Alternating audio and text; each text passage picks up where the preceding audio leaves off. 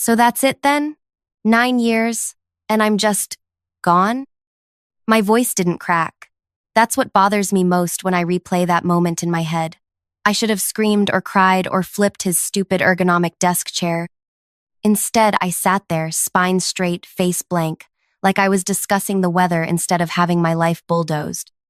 Vincent didn't even look up from his watch. A Breitling Navitimer. I know because I'd helped his predecessor, my mentor Warren, select it as a company milestone gift 3 years earlier. Mallory, your specialized position simply doesn't align with our new organizational structure. The board and I have determined that a strategic realignment. Save the corporate eulogy, I said, standing up. I get it. I'm Mallory Vega, 37, and until 8:45, that Tuesday morning, I was the lead systems architect at Helios Dynamic Solutions. Before I continue, if you're watching this, drop a comment letting me know where you're from, and don't forget to subscribe. This story gets complicated, and you won't want to miss how it ends. I walked out of Vincent's office without another word. No desperate pleas about my mortgage or my son's therapy bills. No reminders of how I'd solved the unsolvable Kyoto server crisis that saved the company $14 million. No mention of the 3 patents with my name on them that Helios still profits from daily. 9 years of loyalty. 9 years of missed birthdays, working holidays, and 3 a.m. emergency calls. 9 years of being the person they called when everyone else had failed.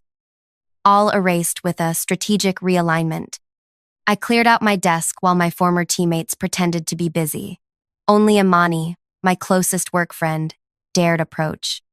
"This is bullshit, Mal," she whispered, her eyes darting toward the security guard hovering nearby. "Vincent's been here 3 months, and he's cutting the people who built this place. Everyone knows it's just to bring in his cronies from Axelon." I carefully wrapped the small jade elephant my son Elliot had given me for luck. "It's fine. Really. It's not fine. You're the only one who understands the Prometheus architecture. They can't just—" "Apparently they can," I said, tucking my laptop into my bag. "Look, I need you to do me a favor. The Chamber's proposal is due Friday. The encryption protocols need—" "Screw their proposal," Imani interrupted. "They just fired you." I zipped my bag closed. 9 years, Imani. I built systems that keep people safe. I'm not going to let them fail just because Vincent is an idiot. She hugged me fiercely. "You're a better person than I am." I wasn't. I just couldn't process what was happening yet. At home, I sat in my car for 43 minutes, staring at the peeling paint on our garage door. Elliot would be at school for hours. My husband Marco was at a construction site 2 hours away. The house would be empty, and somehow that felt unbearable. I finally went inside when Mrs. Abernathy next door started watching me through her curtains. I made coffee I didn't drink and opened my laptop to update my resume, but just stared at the cursor, blinking on the screen. 9 years. I joined Helios when it was a scrappy startup with 20 employees and bugs in the ceiling vents. Warren had taken a chance on me despite my unconventional background, half computer science degree, half self-taught because I'd solved a system integration problem during my interview that had stumped their entire team for weeks. "You think differently," he'd told me. "We need that." Over the years, I became the company's secret weapon. While the developers built standard solutions, I created the impossible ones. The security patches no one else could conceptualize. The integration frameworks that made incompatible systems sing together. The algorithms that could predict system failures before they happened. I wasn't just good at my job, I was irreplaceable. Or so I thought. My phone buzzed. "Marco." "Hey babe, how's your day going?" The normalcy of his question made me laugh. A strange, hollow sound. "I got fired." Silence. Then, "What?" Vincent eliminated my position. Called it strategic realignment. More silence. "That pretentious asshole in the Italian suits? The one who kept mispronouncing your name at the company picnic?" "That's the one." "I'm coming home." "No," I said quickly. "Finish your day. We'll need the hours now." After reassuring Marco I wasn't about to drive off a cliff, I hung up and finally let myself cry. Not delicate tears, but ugly, snotty sobs that made my chest hurt and my eyes swell. 9 years of my life. 9 years of my brain, my ideas, my solutions. When the crying jag passed, I did what any self-respecting professional would do. I stalked Vincent Daltrey online. Harvard MBA, 5 companies in 10 years. Each stint just long enough to implement transformational restructuring and claim credit for subsequent stock bumps before moving to the next victim. Helios was just another stepping stone for him, and I was just collateral damage. I was still scrolling through his insufferable LinkedIn posts when an email notification appeared. From Bernard Chambers. Subject: urgent, contract, opportunity, confidential. My first thought was spam. But Bernard Chambers was real, the founder of Chambers Technologies, one of Helios's biggest potential clients. The same client whose proposal I'd reminded Imani about. I opened it. Ms. Vega, I understand you are no longer with Helios Dynamic Solutions as of today. I would like to discuss an urgent contracting opportunity that requires your specific expertise. This matter is time-sensitive and confidential. Please call my private line at your earliest convenience. Regards, Bernard Chambers. I stared at the email for a full minute. How did he even know I'd been let go? The timing was suspicious. I called the number. Mallory Vega. A deep voice answered immediately. Thank you for calling so promptly. Mr. Chambers? I said, trying to sound professional despite my puffy eyes and runny nose. How did you know about my employment status? A brief chuckle. News travels quickly in certain circles. Vincent Daltrey has been making quite a stir with his realignments. I see. I'll be direct, Ms. Vega. Chambers Technologies is preparing to award a major security infrastructure contract. Helios is one of 3 finalists. Yes, I'm aware. I was leading the technical aspects of the proposal until this morning. That's precisely why I'm calling. The proposals we've received from all candidates have been inadequate. My technical team informs me that only your preliminary architecture design showed true understanding of our needs. I leaned back against my kitchen counter. So you want me to help you evaluate Helios's proposal? No, Miss Vega. I want you to complete it, but as an independent contractor for Chambers directly. We'll pay you 4 times your Helios salary for 2 months of work. My mouth went dry. That's substantial. We value expertise, and time is of the essence. Mr. Chambers, I'm not sure I understand. You want me to design the system that you are going to hire a vendor to build? Not exactly, he said. I want you to design it, and then we'll select the right vendor to implement it. Perhaps Helios, perhaps not. But the design will be yours, and ours.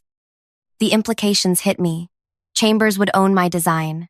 If they chose another vendor, Helios would lose the contract worth millions. Isn't this a conflict of interest? I signed non-competes.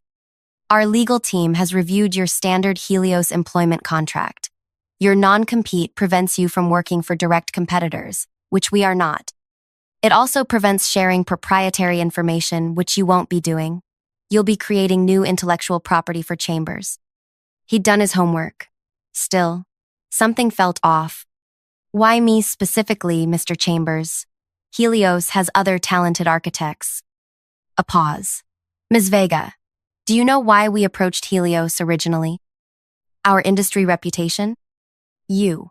Specifically you. Your work on the Prometheus framework is exactly what we need. When I learned Helios had let you go, I realized we had an opportunity to work with you directly. My heart pounded. I need time to think about this. Of course, but please note our deadline remains unchanged. I'll need your decision by tomorrow noon. After we hung up, I sat at my kitchen table, mind racing. The offer was incredible. Financially, it would erase the panic of unemployment. Professionally, it would be a high-profile project. But it would also be a direct blow to Helios. Without me, their proposal would be mediocre at best. Without this contract, their quarterly projections would tank projections that Vincent had undoubtedly promised the board. The petty part of me loved the idea. But something still nagged. The timing. Chambers reaching out hours after my firing? It felt coordinated. I called Imani. Did you tell Chambers I was fired? What? No? She sounded genuinely shocked. Why would they care? Bernard Chambers just offered me a contract to design their security system independently. Holy shit, she whispered. Mal, wait, have you checked your company email? I can't access it anymore. Vincent called an emergency meeting an hour ago. He looked like he was going to vomit. Something about Chambers putting their contract decision on hold. I felt a chill. Did he say why? No, but he's been locked in his office with the board on a call ever since. After hanging up, I paced my living room, puzzle pieces clicking together. Chambers had known about my firing immediately. Vincent was panicking about the Chambers contract. The timing wasn't coincidental. I opened my laptop again and searched for connections between Bernard Chambers and Vincent Daltrey. Nothing obvious in public records. But then I found a Bloomberg article from last year about Vincent's previous company, Axelon. Chambers Technologies withdrew from acquisition talks with Axelon Systems yesterday, citing irreconcilable differences in corporate culture. Sources close to the negotiations suggest Chambers' concerns centered around Axelon's aggressive cost-cutting measures under CEO Vincent Daltrey. Suddenly, everything made sense. This wasn't just about hiring me for my expertise. This was Bernard Chambers sending Vincent Daltrey a message. I was being used as a pawn in a corporate chess match. The question was, did I care? I thought about Vincent checking his watch while dismantling my career. About 9 years of dedicated work dismissed in a 15-minute meeting. About how he couldn't even bother to learn how to pronounce my name correctly. No, I didn't care. In fact, I was beginning to see an opportunity. My phone buzzed with a text from a number I didn't recognize. Ms. Vega, Vincent Daltrey here. There seems to have been a misunderstanding this morning. Please call me at your convenience to discuss. I laughed out loud. The desperation was palpable even in text form. Another text came through moments later. We're prepared to offer you your position back with a significant compensation adjustment. Too late, Vincent. My doorbell rang. I opened it to find a courier holding a package. Delivery for Mallory Vega. Inside was a sleek laptop with a Chambers Technologies logo and a handwritten note from Bernard. For your consideration, contract papers enclosed. The laptop is yours, regardless of your decision. The contract was simple but generous. 4 times my salary. Full ownership of my designs credited to me but licensed to Chambers. Freedom to work from home. And a clause that specifically allowed me to accept other work afterward, including from Helios if I chose. Bernard was giving me leverage.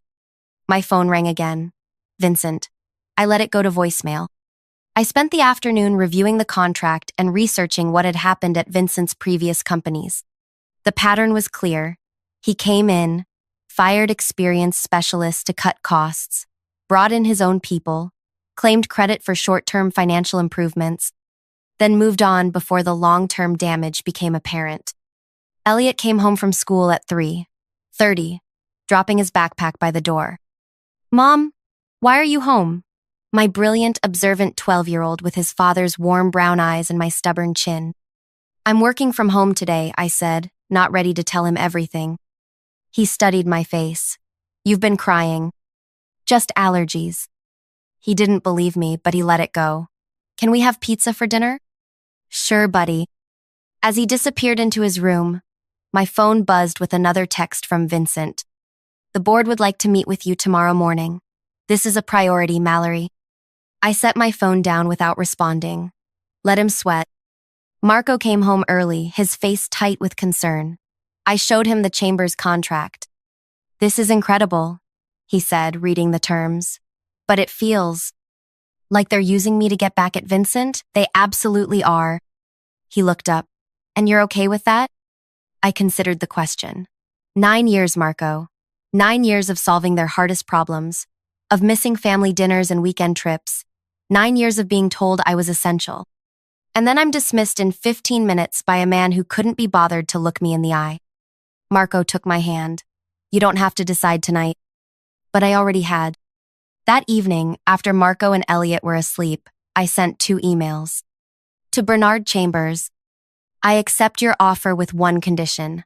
I want a 3-year contract option following the initial project, not just 2 months. To Vincent Daltrey, I appreciate your follow-up. Unfortunately, I've accepted another opportunity. I wish Helios continued success. Vincent's response came within minutes. Mallory, please reconsider. The Chamber's contract is critical to our Q3 projections. We need your expertise. Name your price. I closed my laptop without responding. For the first time since that morning, I felt something other than devastation. Not quite satisfaction. Not quite vindication. Power. The next morning, I signed Bernard's revised contract with the 3-year option. By noon, my phone had 17 missed calls from Vincent and various Helios board members. I finally answered when Warren, my former mentor and CEO, called from his retirement. Mallory, his familiar voice was strained. Vincent told me what happened. I'm so sorry. Not your fault, Warren. It is, in a way. I recommended Vincent to the board. I thought his financial background would help take the company public. I never imagined he'd dismantle what we built. I softened. Warren had always been fair. Water under the bridge now. He told me about Chambers, Warren continued. You know this will devastate Helios's quarterly results. I'm aware. A long pause. You're going to take the offer, aren't you? I already have. Another pause. I can't blame you. But Mallory, there are 400 employees at Helios. Good people. If this contract falls through, Vincent should have thought of that before he started firing the people who make the company valuable. I interrupted, old anger flaring. You're right, Warren sighed. Just do what you need to do. But remember who gets hurt in corporate wars. Rarely the generals. His words stayed with me as I set up my new workspace in our spare bedroom. 400 employees. People like Imani with families and mortgages. People who had nothing to do with Vincent's decisions. Warren's words echoed in my head as I sat at my new desk later that day, staring at the Chamber's laptop. 400 employees. But then I remembered how none of them, except Imani, had even looked at me as I cleared out my things. How they'd all just kept their heads down, grateful it wasn't them. Would I really sacrifice my own future out of concern for people who couldn't spare me a goodbye? My phone buzzed with a text from Imani. Vincent's losing his mind. He called an all hands and basically admitted they have no idea how to complete the Chamber's proposal without you. What did you do? I didn't respond. I couldn't explain to her that I was now working for the very client she was desperately trying to impress. Instead, I immersed myself in the Chamber's project. Their security needs were complex, more complex than even Helios had realized.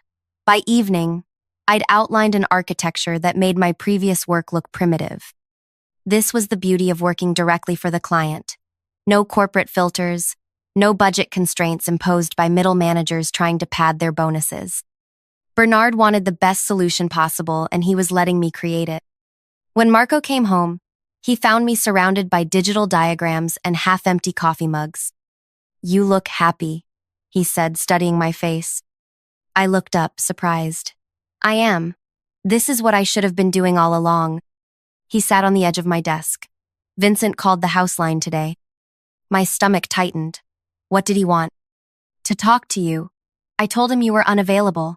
He mentioned something about Helios filing an injunction. They can't, I said, more confidently than I felt. I've reviewed my contract repeatedly. I'm not violating any terms. Marco nodded slowly. Just be careful, Mal. Men like that don't lose gracefully. He was right about that. The next morning, I received a formal letter from Helios's legal department claiming I had misappropriated proprietary information and demanding I cease all work for competitors immediately. It was a bluff. I knew it, and they knew it. I forwarded it to Bernard, who responded within minutes. Our legal team will handle this. Please continue your excellent work.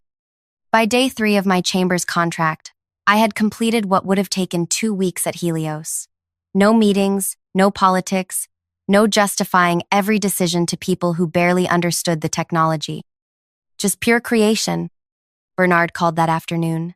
The preliminary designs are impressive, Mallory. I'd like you to present them to our executive team tomorrow. So soon? Time is of the essence. And there's something else.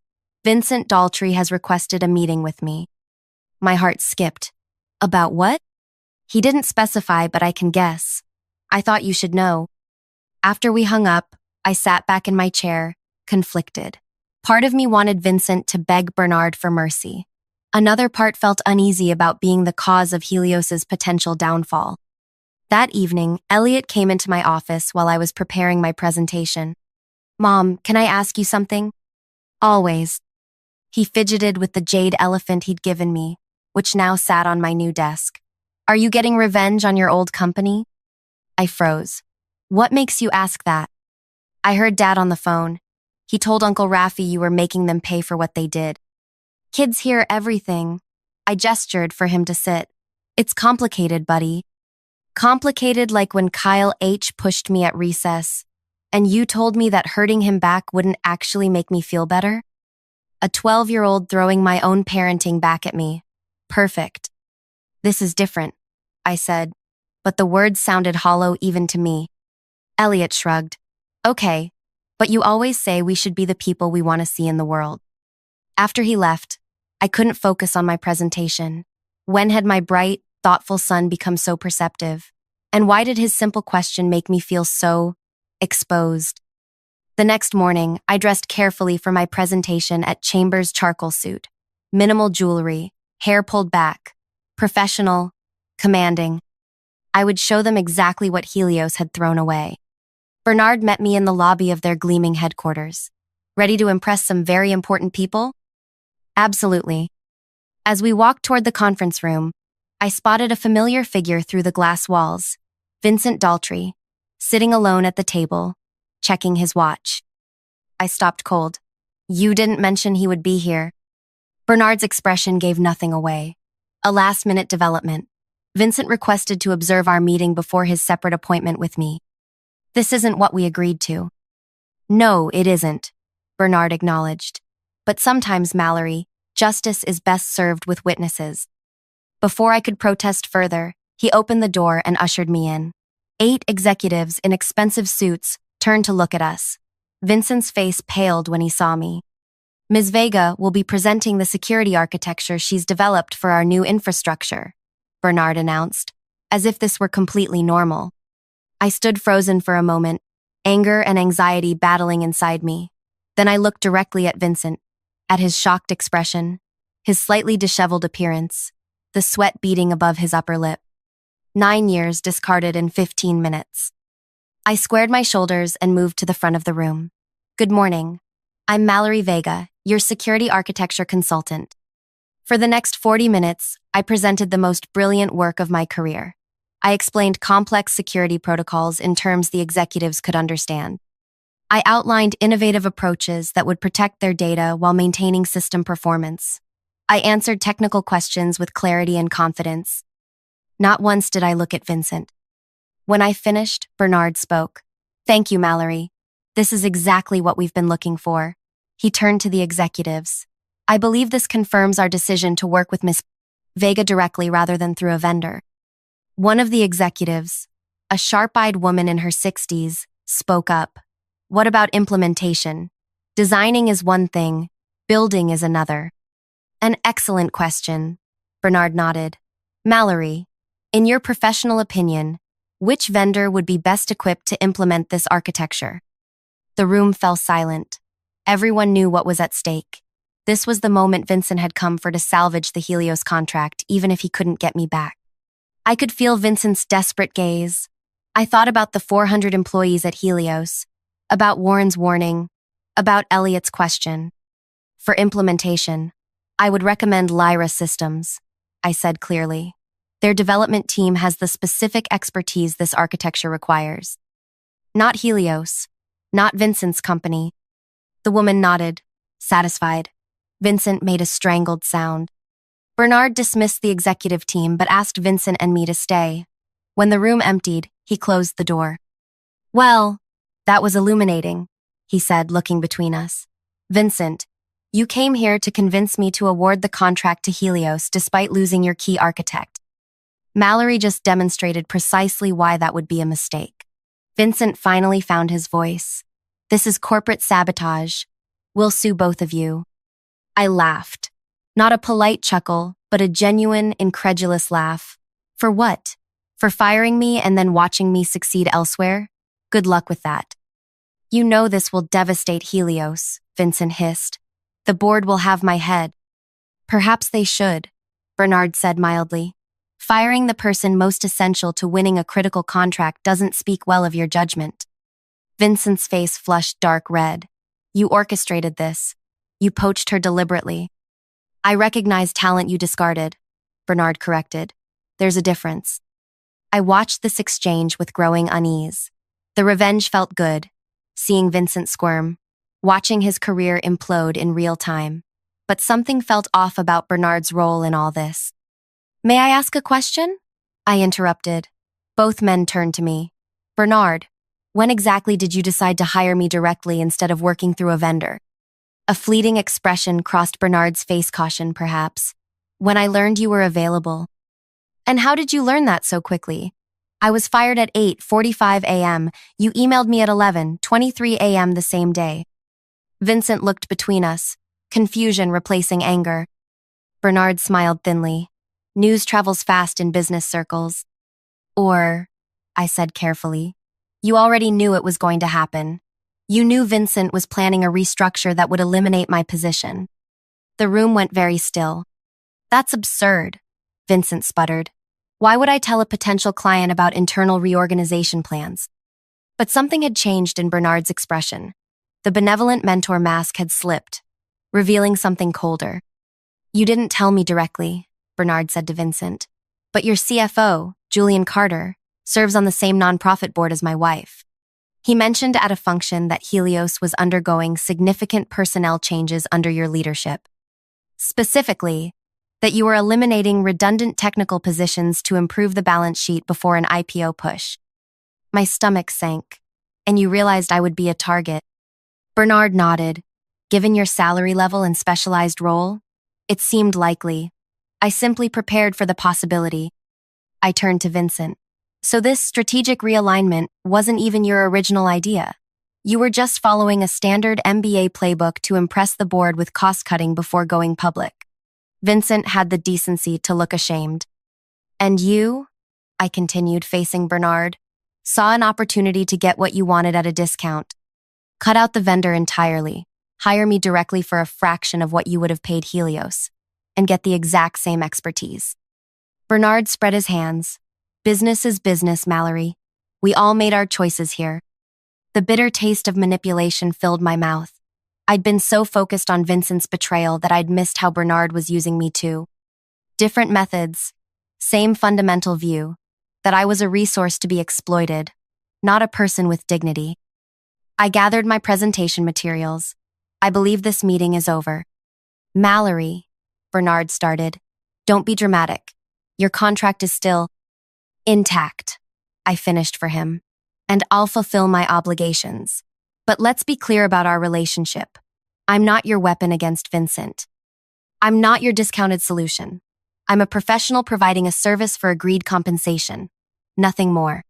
I walked out without looking back, my hands shaking but my spine straight. In the parking garage, Vincent caught up to me. Mallory, wait. I kept walking toward my car. Please, he said, his voice stripped of its usual corporate polish. I need that contract. Without it. I turned to face him. Without it, the board will fire you. Just like you fired me. He nodded miserably. Probably. How many others were on your cut list? How many more 9-year veterans were getting 15-minute dismissals this week? Vincent looked away. 17. The number hit me like a physical blow. 17 people. 17 lives disrupted so you could impress the board with your cost-cutting prowess. It wasn't personal. That's the problem, I said quietly. It should have been personal. We're people, Vincent, not line items. I got into my car and drove home in a daze. My triumphant moment turned to ashes. I wasn't a hero getting justice. I was just another pawn in a game between powerful men. At home, I found Marco and Elliot in the backyard. Marco teaching our son how to check the oil in the lawnmower. Simple, practical knowledge passed from father to son. Real value. How'd the big presentation go? Marco called. Complicated, I said. I'll tell you later. That night, after Elliot was asleep, I explained everything to Marco. The manipulation from both sides. The revelation that 17 people were slated for Vincent's chopping block. So what now? He asked when I finished. I stared at the ceiling. I don't know. I'm still legally obligated to Chambers. And honestly, the work itself is fascinating. But knowing how Bernard orchestrated this… Marco took my hand. What would make this right for you? Not what would hurt Vincent most or what would satisfy Bernard, but what would make you feel whole again? I considered his question for a long time. The people, I finally said, knowing that the 16 others won't lose their jobs the way I did. Then maybe that's your answer. The next morning, I called Imani. I need information. About time. Everyone's freaking out here. Vincent looked like a corpse when he came back from Chambers yesterday. I need to know who else is on the layoff list. A pause. How do you know about that? Vincent told me. 17 people total, including me. Jesus, she breathed. Let me check with HR. Layla owes me a favor. An hour later, she sent me a text with 16 names. Most I recognized, a few I didn't. All skilled specialists with institutional knowledge. All with salaries that would look good to eliminate on a pre-IPO balance sheet. I spent the day working on the Chambers project while forming a plan. That evening, I called Warren. Mallory, he answered, surprised. I heard about the Chambers meeting. Vincent is, well, desperate is putting it mildly. I'm not calling about Vincent, I said. I'm calling about Helios, the real Helios, the company we built. I'm listening. Vincent is planning to cut 16 more people by the end of the month. Specialists mostly. People with deep institutional knowledge. Warren sighed heavily. I suspected something like this when the board started pushing for an IPO timeline. Cut costs, boost short-term profits, raise the offering price. It will destroy the company in the long run. I know. His voice sounded tired. But I'm retired, Mallory. The board thanked me for my service and made it clear they wanted fresh perspectives. You're still the founder. You still have shares and connections. A long pause. What exactly are you suggesting? I outlined my idea. Not revenge, but reconstruction. A way to save what mattered about Helios while letting Vincent face the consequences of his own decisions. The next week passed in a blur of activity. By day, I worked diligently on the Chambers project, creating something I was genuinely proud of. By night, I worked on my plan with Warren and, surprisingly, Bernard Chambers. Convincing Bernard had been easier than expected. Vincent lied to me about Helios's capabilities without you, he'd said when I called him. I don't appreciate being misled. If your alternative offers better value and more stability, I'm interested.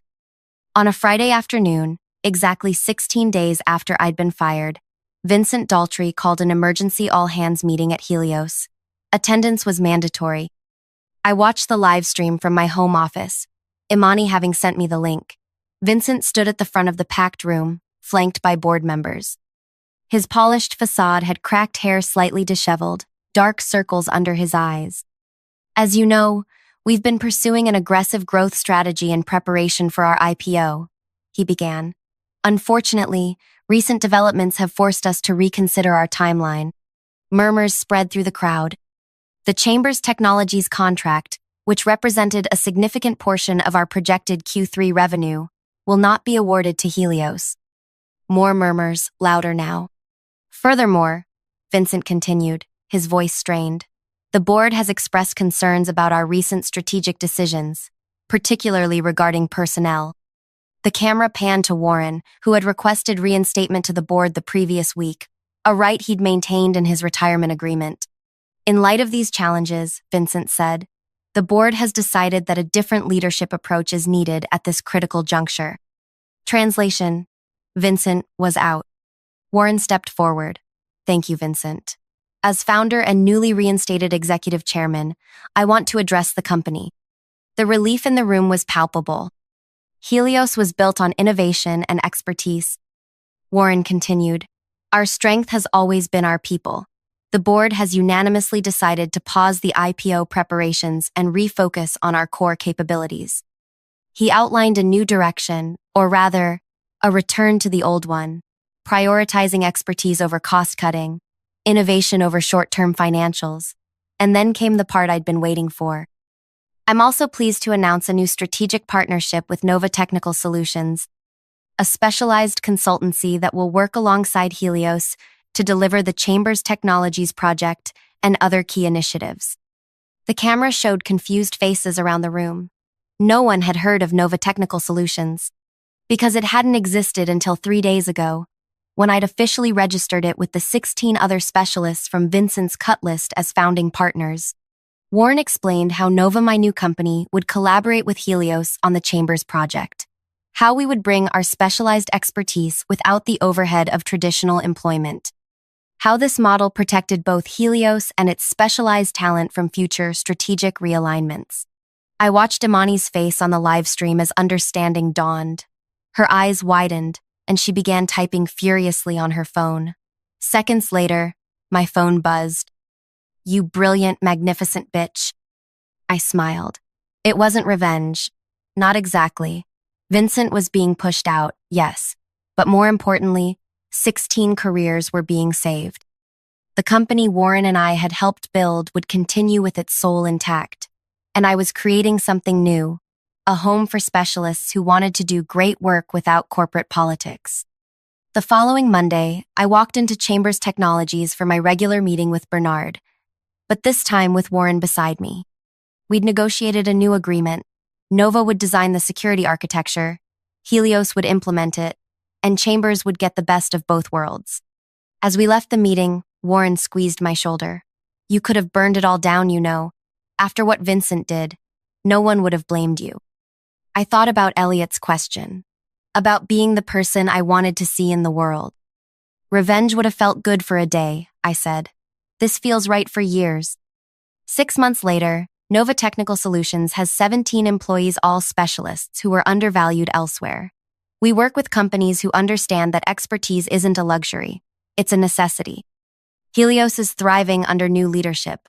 Vincent, I heard, is consulting while searching for his next CEO role. As for me, I work from home 3 days a week. I make it to Elliot's soccer games. Marco and I had our first vacation in 5 years. And most importantly, I'm valued for exactly who I am, a woman who solves the problems no one else can solve. So that's my story. Have you ever faced a situation where revenge was tempting but you found a better way? Or maybe you chose revenge and don't regret it? I'd love to hear your experiences in the comments. And if you're watching this while feeling undervalued at your own job, remember, your worth isn't determined by people who can't see your value. Sometimes, the best revenge isn't about destroying what hurt you. It's about building something better. If you enjoyed this story, don't forget to like and subscribe. I'm working on something new about corporate culture and would love to share it with you all soon. Because in the end, strategic realignment isn't just corporate jargon. Sometimes, it's exactly what we need to do with our lives when someone shows us who they really are.